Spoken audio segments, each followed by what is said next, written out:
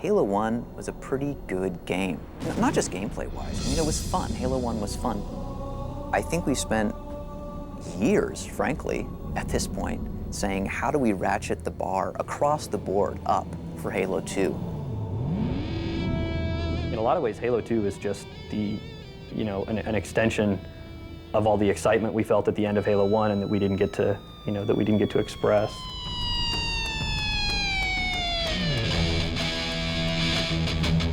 Just in every way, we've really increased the scale and the scope of the game. It's exploring huge environments, 10 times the size of Halo 1. It's about kicking ass in as many ways as possible, in as many different bodies as possible. Halo 2 is about guns and more guns. That's what it's about.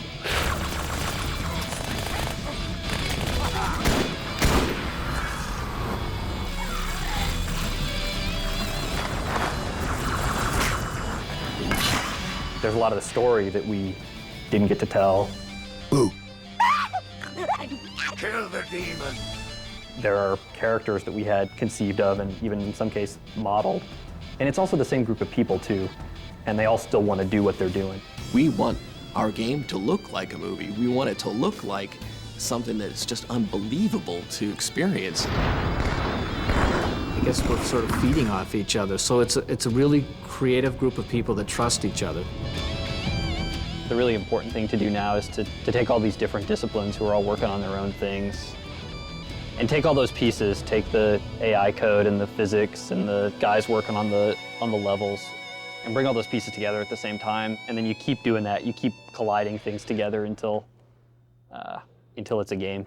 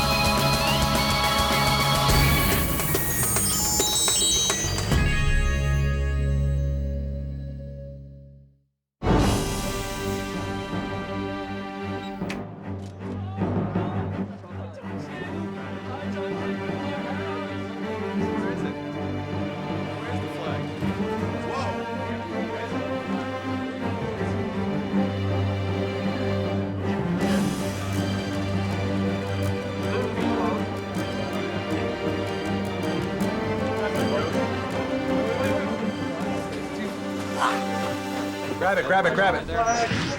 Keep going, I got your back. No, not you, dude. Dude, shoot the guy at the window. Hop in. Guy with the sword, get him. Keep it going, keep it going.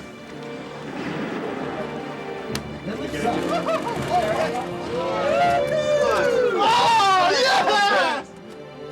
This process began with the end of Halo and realizing all the stuff that we had left out. And Jason and I and Jamie and a few other people sitting down and thinking really hard about, oh, wow, what did we really want to tell? And then Jason locked himself in a room for a while and organized his core ideas and then came to me and said, hey, these are my thoughts about a story for Halo 2. What do you think? Yeah, I don't know if we're crazy or stupid or we just like good stories or what, but we certainly worry about that a lot more than you might think we'd have to in a game that's mostly just about action and about not thinking. In Halo 1, there was maybe 30 seconds of fun that happened over and over and over and over again. So if you can get 30 seconds of fun, you can pretty much stretch that out to be an entire game. Encountering a bunch of guys, melee attacking one of them before they were aware, throwing a grenade into a group of other guys, and then cleaning up the stragglers before they could surround you. And so you can have all the great graphics and all the different characters and lots of different weapons with amazing effects, but if you don't nail that 30 seconds, you're not going to have a great game.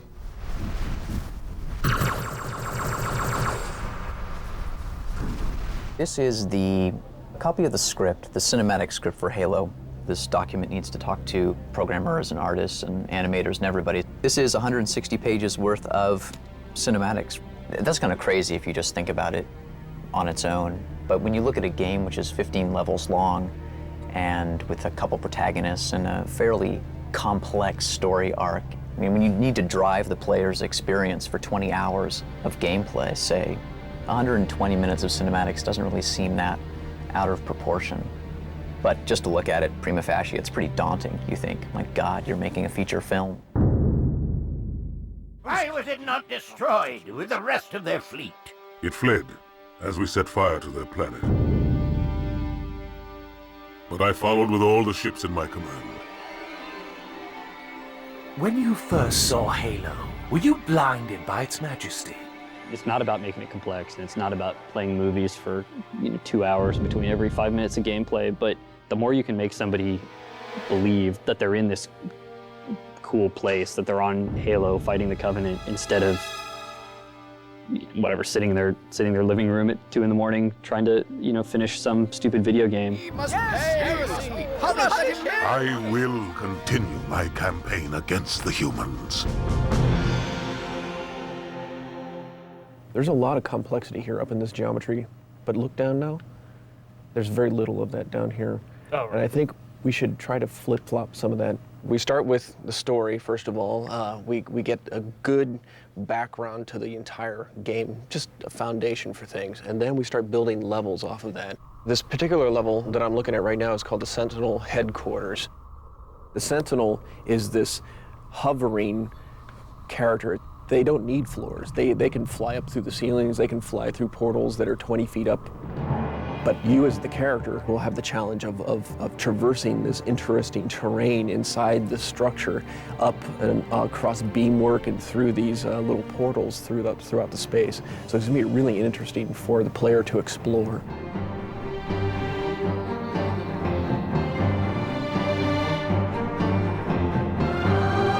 All right, we made it, huh? All right, Michael's going to talk about the engineering and stuff. It's amazing to me how good stuff looks and how much progress we have, but something I've been thinking a lot about is E3. E3 stands for the Electronic Entertainment Expo, and it's the biggest event in the video game world where all the developers and all the publishers and all the gaming press all get together for, it's almost a week-long carnival, practically. Trade shows are useful because they make you get your shit together. It's important for us to get excited about what we get done for E3 because we need to build that excitement up and go. God damn, we have a lot of work to do between now and E3. I think it's really important to be ambitious. I think it's important to have more balls in the air that you can catch at the end when it all comes down to it and you have to ship a game. But certainly you can go too far. Of all the people on the team, Tyson and I are probably the people who are the most frightening for Jason and the programmers. We are the most crazy, scripting, crack smoking. This would be so cool, damn the frame rate. Let's pound the code and make these crazy things happen. Oh, no. Woo! E3 demo from start to finish. Woohoo! They entered the city a little over an hour ago. Yesterday, before the demo, we had all this stuff that we were just throwing in, and finally something began to catch, and we started moving. But all this stuff that didn't exist 2 hours earlier is all of a sudden in the demo and ready to show to people. That's when it's the most rewarding and most fun to be doing this sort of stuff, is when it clicks. So you will continue fighting. I don't think this part of the script is going to work, but at some point, you and your ODST buddies will jump down and you'll have 2 SMGs at this point, 1 in each hand, and you will begin to tear into the grunts with your 2 SMGs. A lot of things that you see at E3 are movies so that they can kind of fake the sound or, you know, pre-render it even so that their frame rate is solid. But what we're doing is we're playing it in front of people live. Sign will come crashing down on the dropship. Boom! And the Master Chief will be chased by brutes, and this is all up and horrible, but... And then all of a sudden, another shadow of a dropship passes over you. And Cortana says, "Oh Lord, look out! Look out! Because it's raining brutes, baby!" Oh no! Brutes! Look out! This is for a scene where the brute jumps down onto the hood of the Warthog, surprising the driver and the Master Chief in the back for Joe's demo at E3. We always want to try to put a bit of ourselves in the character. It's at least what I'm trying to do with the Brood as well. We've been playing around with the idea of characters boarding other vehicles. So here you see a cycle of the Brute swatting the driver and the passenger out of the way. It's a pretty rough cycle. It's about 70% complete. Still got a lot more work to put into it. What we are doing now for animation is so much more in-depth. We're bringing so much more character to each one of the entities in our game. So creating an environment that is visually compelling and beautiful from all vantage points is such a huge challenge.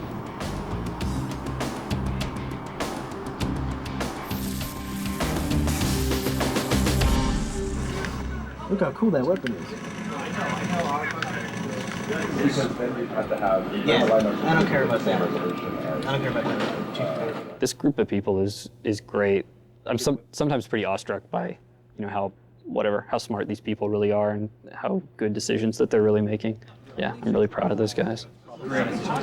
Okay, we should try it. Just that scene where the chief ejects out the tunnel door now, which was never slow before, is now butt slow. Okay. Everybody here, they work really, really hard, and it doesn't take that pressure to get them to jump it up to the next level. Jason, help. I think we should find a different way to do that, because the whole f***ing Pelican was generating these immense shadow volumes that were filling your screen with this giant bomb.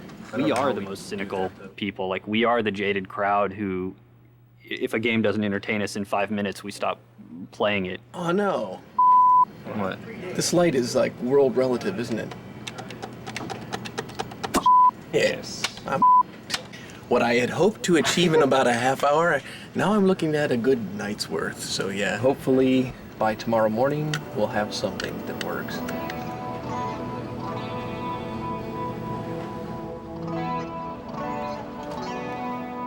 The Pelican is so expensive. That's what Shadowcast.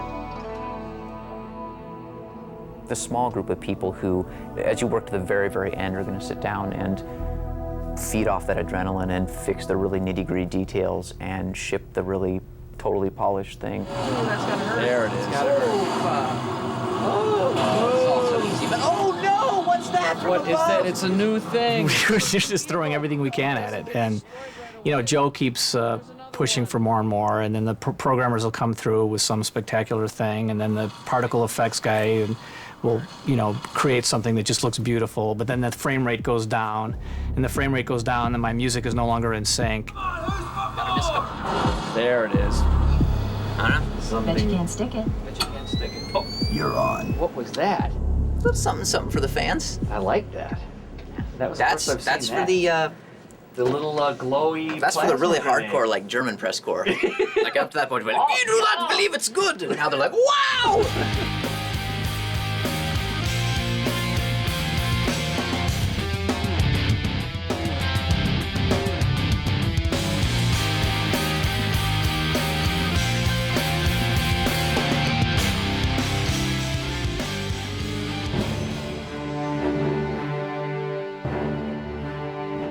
The most important thing is what comes out of this E3. It's for all the business reasons, this is an important moment for retailers in terms of making their decisions on the games they're going to get behind. And it's also really important to the fans. And I think this is a great moment for them to see, what this game really could be like. pretty quiet about what we've been doing. So in a lot of ways, I think fans are coming in with no expectations, right? No preconceived notions about what they're going to see.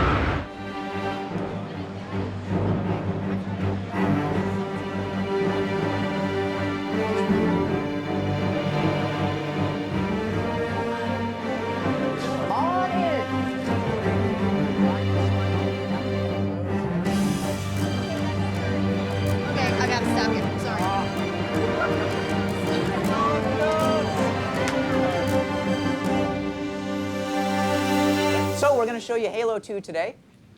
This is a... I'm actually going to be playing it as best I can.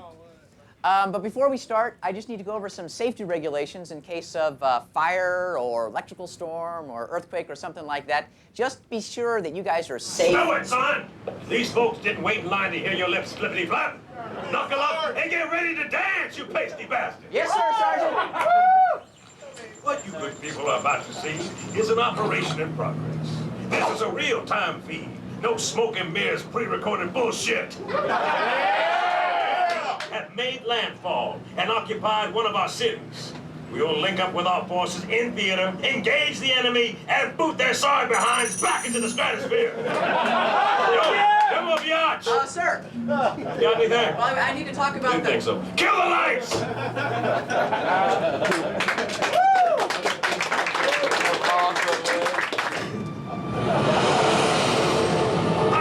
Go, go, go!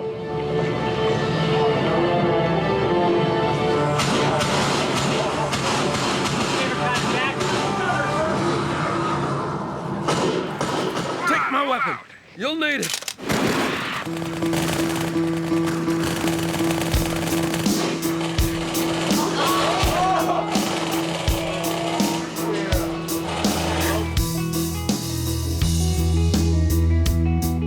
I'm sorry that I hurt you. It's something I must live with every day.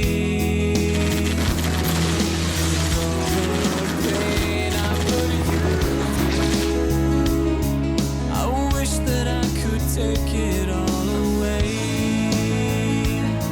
and be the one who catches all your tears. That's why I need you to hear. I found a reason for me to change who I used to be. A reason to start.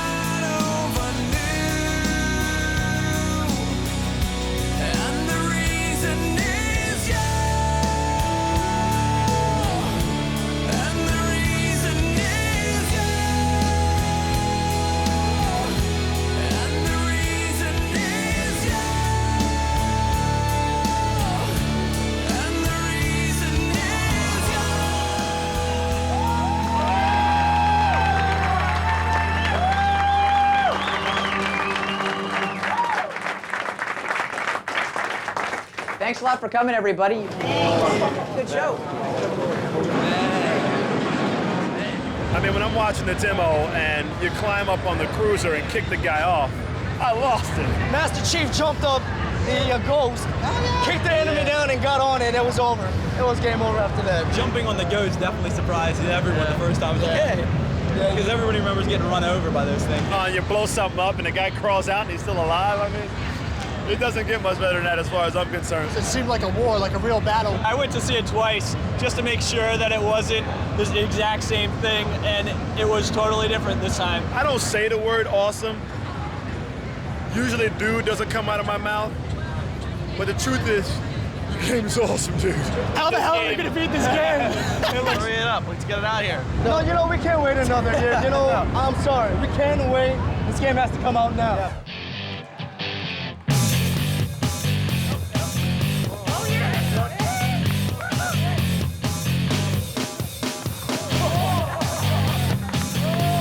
Listen, we spend day in, day out indoors under fluorescent bulbs, slaving away. This is the first sun we've seen in months. If you look, look, you can see just by our bulk and our musculature that we're not only top-notch game developers, we're also star athletes. Okay, everyone! Yay, we got our first event going for the day for the pentathlon! Woo! The pentathlon is five different sports. We split up into 4 teams. Grizzled Ancients, which are the cool people. It's by tenure. It's by tenure. So how long have you been at Bungie determines which team you're on? Old school, middle school, and newbies. And Grizzled Ancients, of which I am not a Grizzled Ancient. 5 events. Tug of war, the old classic that everybody hates, right? So you end up with red hands. Volleyball, dodgeball, bocce ball, wacky race. And tug of war. Let me tell you the secret to tug of war. The team with me as the anchor isn't going to win. The team with Michael as the anchor, well, they got a shot. The team with Nathan over there as the anchor, they got a real good shot. Everybody's got to start with both bum cheeks on the line. Apparently your team is like the Flood. You were all one body and one mind. This game is about throwing balls and hitting other people. All right, on 3. 1, 2, 3!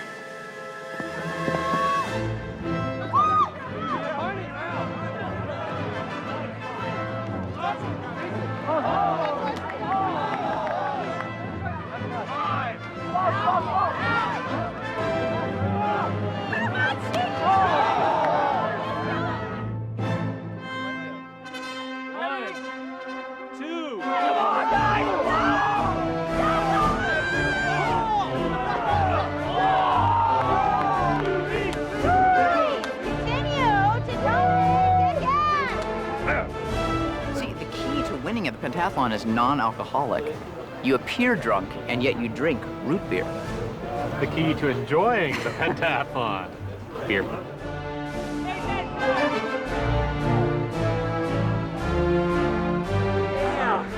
I hate all of you! Yeah, the whole thing about you guys. I love you, man. Well done. Great honor. No hug. Pentathlon for 2003 is officially done. I'm enjoying the sunset, the last sort of rays of light, because the next 5 months or so, I don't think we're all going to see very much sun. As a matter of fact, I don't think we're going to see any sun at all for the next 5 or 6 months, so enjoy it while it lasts.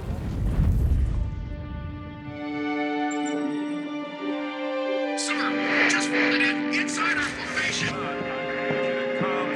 Additional context. We had a vision in our mind about what Halo 2 would look like, and that vision is really easy to see in the Halo 2 announcement trailer. You know, stencil shadows on everything, real-time reflections in the Master Chief's visor, this very crisp, well-wrought image. And we thought, well, that's what we're going to show for E3.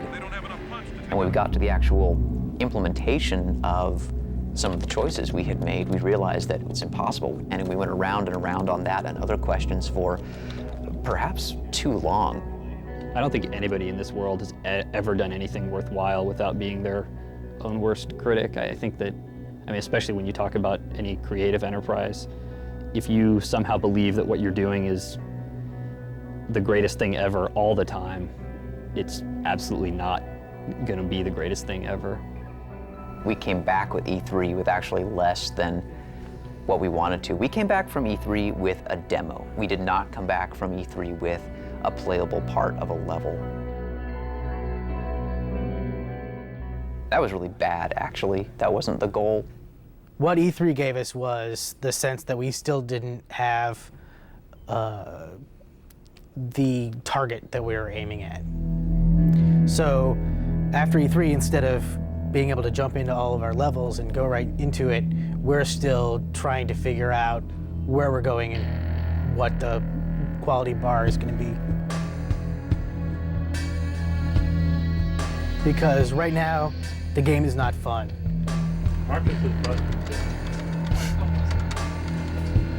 That is why I have time with all you bastards making me fix things. We've got 50, 60 guys now on the Halo 2 team. They're waiting to be told, hey, what do we do? What do we, as this massive, smart, talented, hardcore, devoted guys that are going to stay up really late, what do we do? Tell us, we want to do it.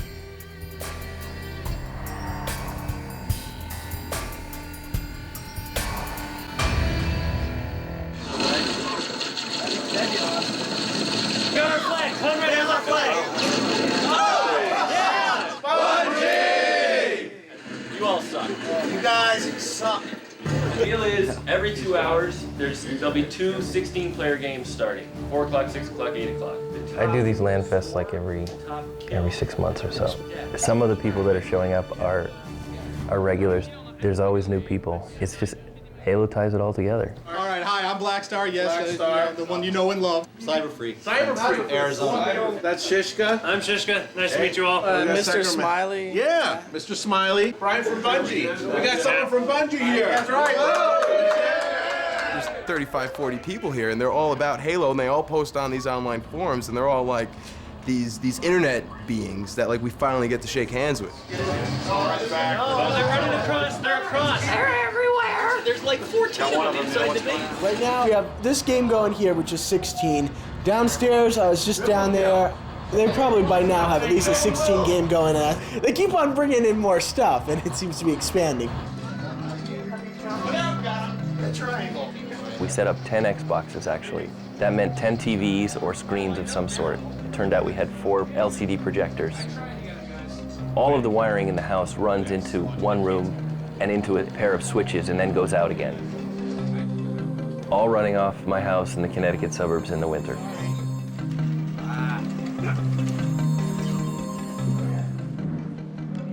Hi, I'd like to place a to-go order, please. It's pretty big. I want 12 large pizzas, 3 pepperoni, 3 cheese, 2 meat lovers.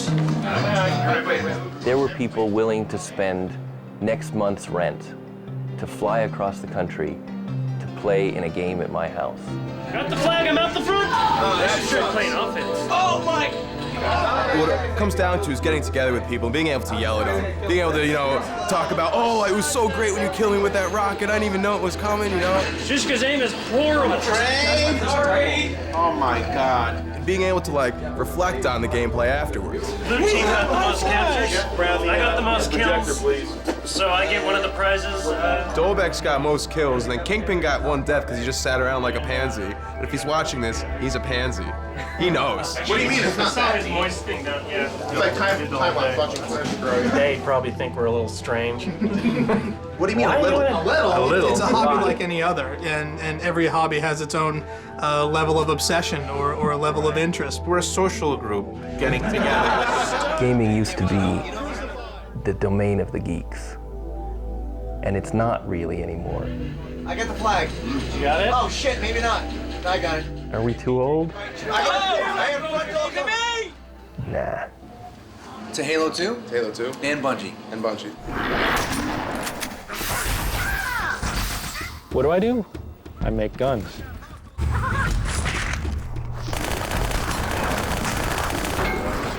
You get that butt in, use it like a pistol, and you'll be able to have one in both hands. So you walk around with these 2 bullet hoses. There's the battle rifle, right? If you're like me, it'll be the weapon that you fall back on throughout the entire game because it's the go-to gun. It'll hopefully actually behave more like a rifle than the assault rifle did from Halo, which was more of a submachine gun. It suffered from the same things that all video game weapons suffer from, and that is they do not behave like their real-world counterparts. South Carolina, it was a trip for reference to see basically how Marines moved, how they reacted in combat situations, formations. We show up on a farm and we're kind of like, how serious could these guys actually be? And then we turn the corner and see a table full of guns. Not only 1 table, but 2 picnic tables full of guns. Actual military issue service weapons. It ranged from pistols to machine guns, fully automatic, silenced.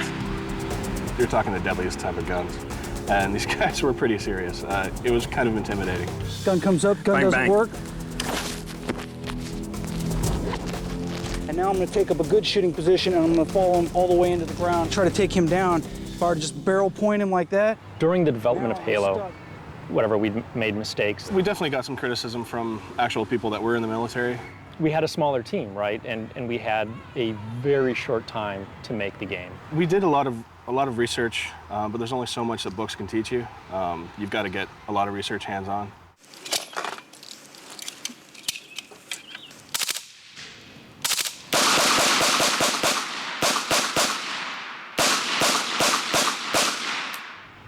It isn't very often where you get to see guys who really know what they're doing. And at full extension, now you're holding it out here by itself. Being able to stand back and observe brass ejecting from the weapon and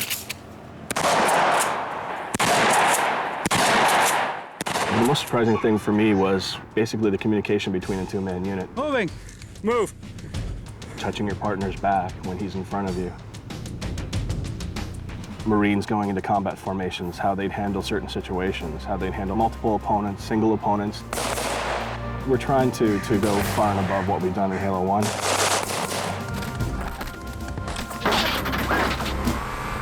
This is our audio playground, which has evolved greatly since the last time.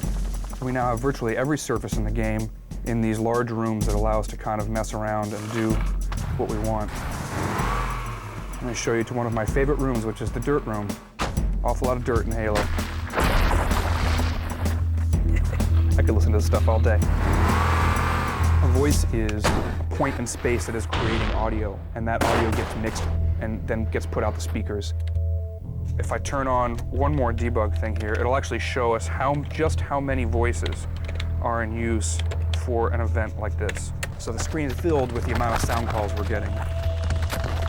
And what this is telling us right here is that we have about 17 or 18 voices in use when this chain gun is firing. And we can have 64 unique things happening in surround sound space at a time.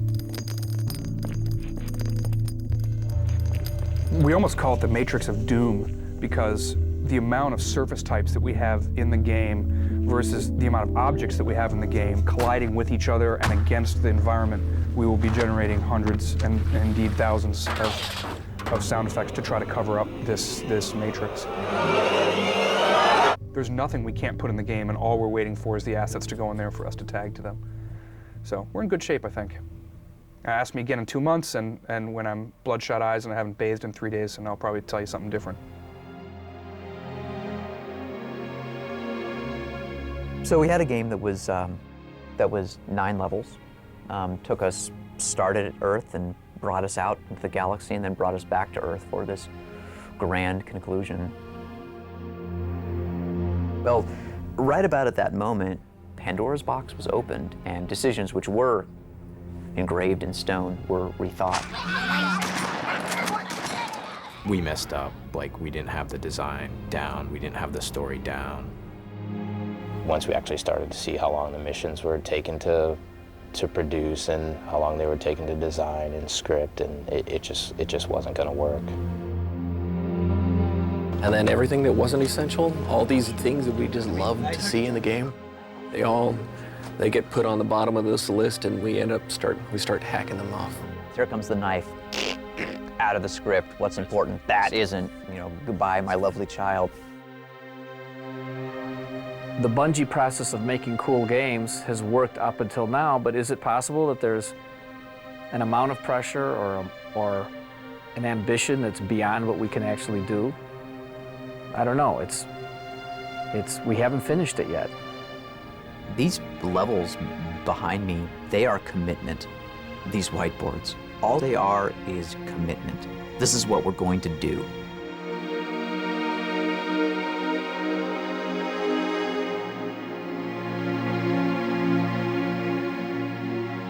The time for constructive feedback is done, and it's time to work.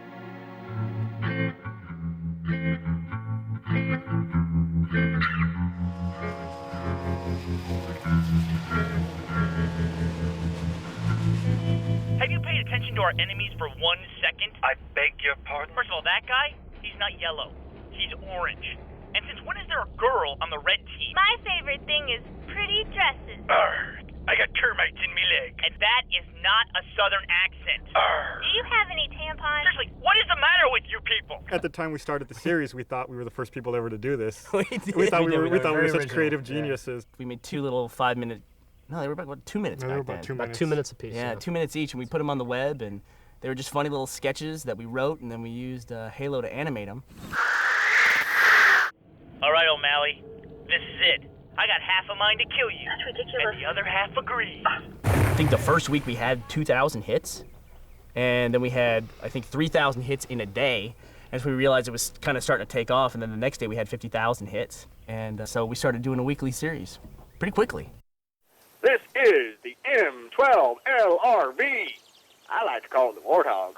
A lot of the jokes are just things that you and your buddies would say to each other while you're playing Halo. Why Warthog, sir? Because M12 LRV is too hard to say in conversation, son.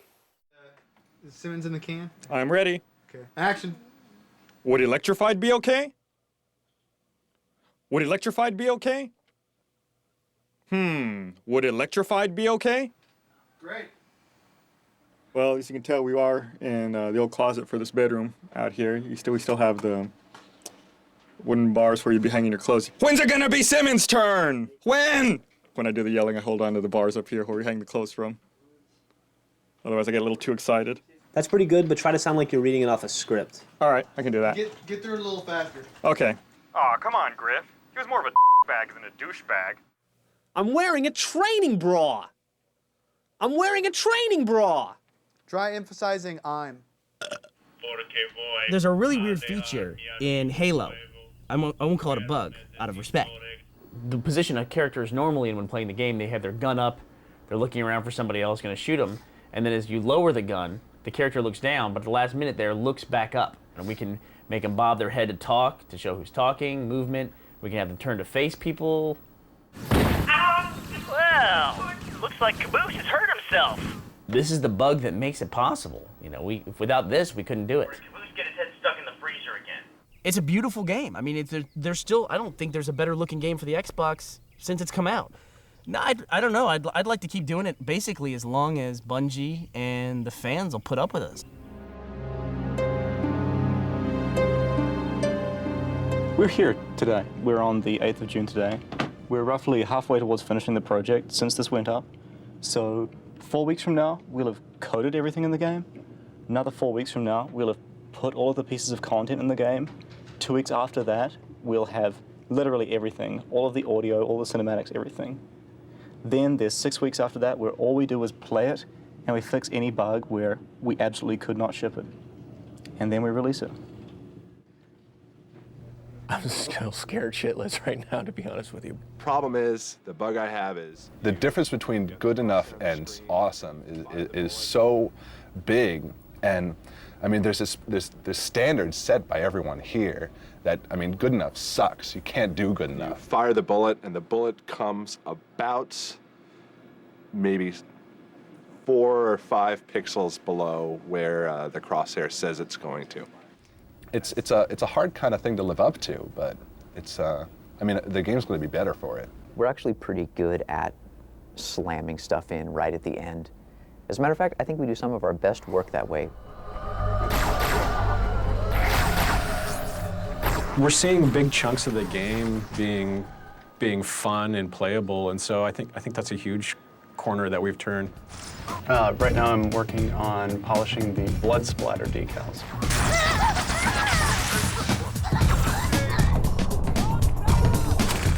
The bugger evolved into this model right here. He has independent little hips, which kind of give him buggery movement, which is cool. We're trying to add certain specific weak points to a Banshee's, like on the anti-grav pods on the wings. We've got a huge amount of work to do in this very, very compressed time period. That's scary. These guys everybody here is scared. More time would be welcome. CJ doesn't need this until If we could have some more time, that would be great, but the fans are screaming. More time, more time. Yeah, we could have used a lot more time. If you can invent a 75-hour day, you'd be my best friend. We're not asking to work shorter days. We're asking to work as hard as we're working right now, but just 2 weeks. It's an amazing thing to be part of. That many people want something so bad that they're willing to spend that, that time and that effort 7 days a week. It's tremendously hard.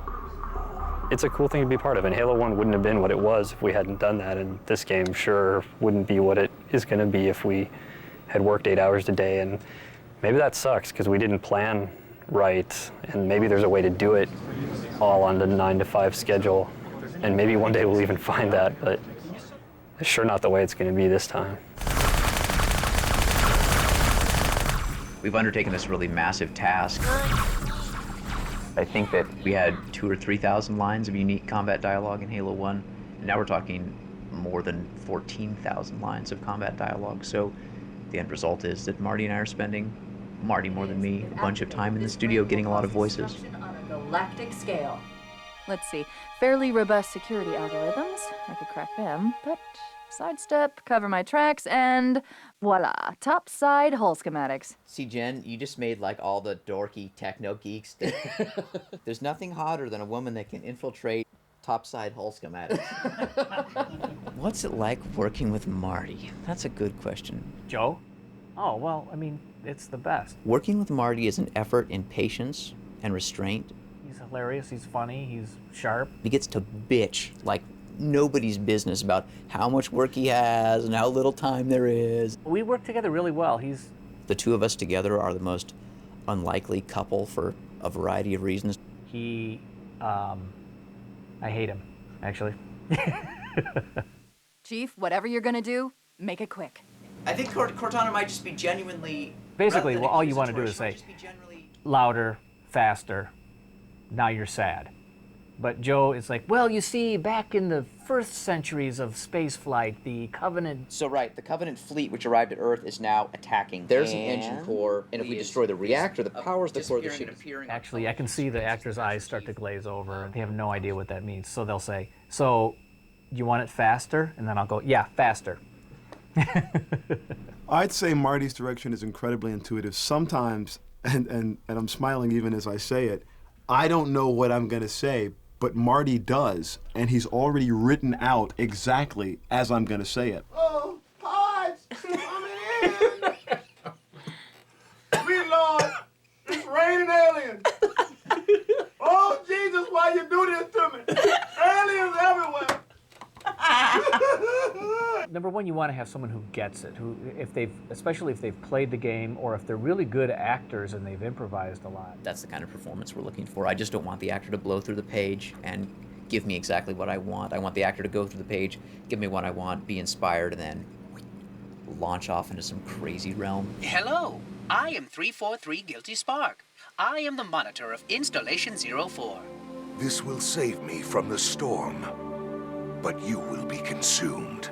The universe is full of cold, hard facts, and this is one of them. Chief, we've got a problem. The boarding craft from the Malta and the Athens are converging on us. The moment of salvation is at hand. Forward, warriors, and fear not pain or death. I shall light this holy ring, release its cleansing flame, and burn a path into the divine beyond. This place is falling apart. Kill me or release me, Parasite. But do not waste my time with talk. I need a weapon. This is not your grave. But you are welcome in it. Kill the other. I have come to kill you.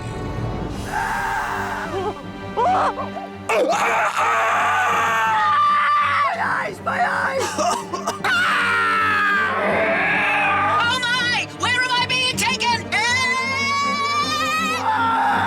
Hold on to your potatoes. I stick my foot so far up your ass, you'll be talking shit for weeks. Good golly, Miss Molly. Have you? Punch it, Ensign. Turret's wasted. Oh, denied. Hoorah. I love holding these highlighters.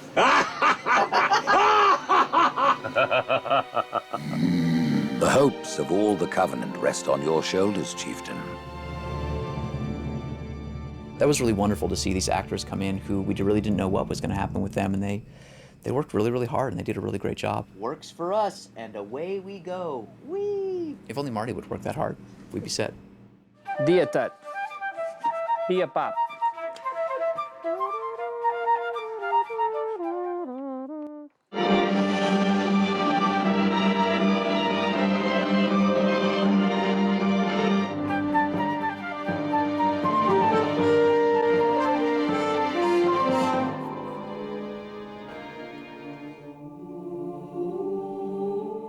There's always a point, like when I'm all by myself composing, and this just happened like within the last 24 hours, where I'm thinking, is this anything? Is this idea going to be interesting to anybody? You have these whole series of self-doubts. And then there comes a point where I get over the hump. Like I add some instrument or I play some melody, and it's like, oh, okay, that's what this was meant to be.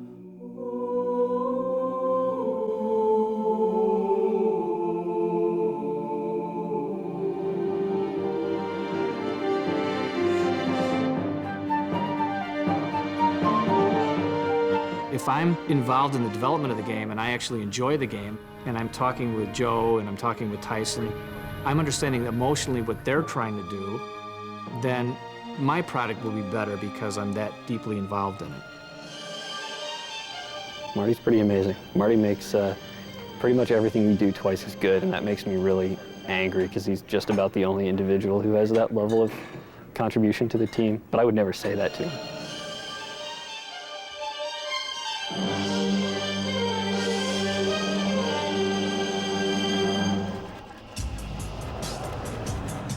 So it's really nice to see something which needed an epic effort to put it together and make it really great, sort of coming together now. The reason the plane builder is now considered.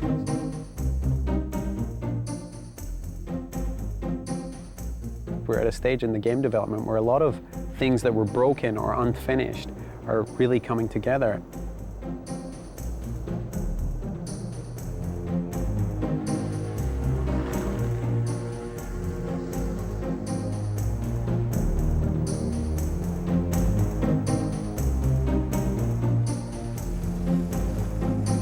It certainly wiped out all my expectations. I was hoping for Halo 1.5 or 6, you know, and a few new features, a couple of new weapons, but just seeing how it's exploding, it's really incredible.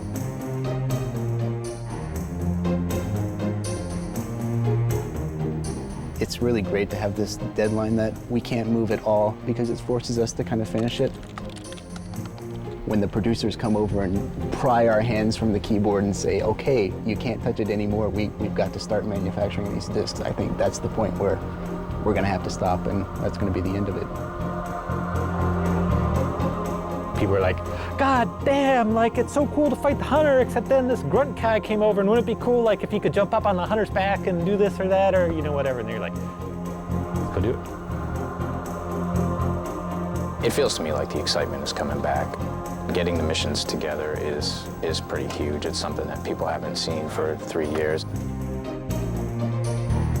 All the designers are here, programmers are here, environment artists seem like they haven't gone home since about April anyway, so I think everybody's kept focused, and I think that's something that's really important.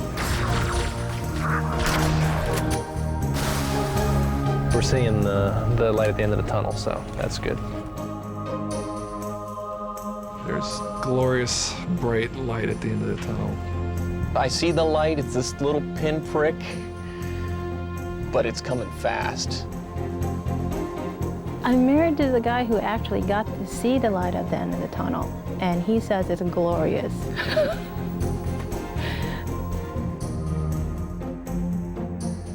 Every day I see something brand new that it blows me away. I'm like, gosh, how did you guys do that? It's really neat stuff. It excites me, makes me do better work, makes all these other guys do better work. They're really excited about it. Jason has this phrase that he uses for how things come together at the end, and he says that it's like assembling a cathedral out of a hurricane. We scale each of these three factors by a different value. The best part of working Halo 1 was at the end, when the game was done, You come in and play the game, and that's your work. You come in and you actually beta test the game. And I'll just tell him that I can't wait to do that. I can't wait to see all the work that we've done, put it in the game and play it at the end of the game. It's gonna be awesome. I would describe it as barely pulling out of the dive in time to make a perfect three-point landing, and I think if the plane holds together, we're gonna land it okay. I'm often amazed by the shit that we can pull off. This group of people is great. Well, I think it's about believing you're the best and that there's nothing that you can't overcome. It's about showing everybody else that you rule the world. And it's also about having fun. I mean, as hard as it gets, it's still the best job in the world. All right, stick together. I know. Oh, it went up top. Murder Max. Kind of a little bit. I like to think of it as jumping out of an airplane with some silkworms and a needle and having to make your parachute on the way down. It always comes together right at the very end. Pull this out from so far. There's always this thing that happens at the end where all these disparate pieces come together and make this glorious game, and to a certain extent you just have to keep your hands on the keyboard like it's a steering wheel of a race car and type really quickly as all this stuff falls into the hopper, because very quickly what's going to come out the other side is, I think, something which is really good. We're not sure yet, but it's looking like it's going to be good. There's nothing I could do. We've got a problem. I will continue my campaign against the humans. Warriors, prepare for combat. 30 seconds out. Stand by to... Whoa.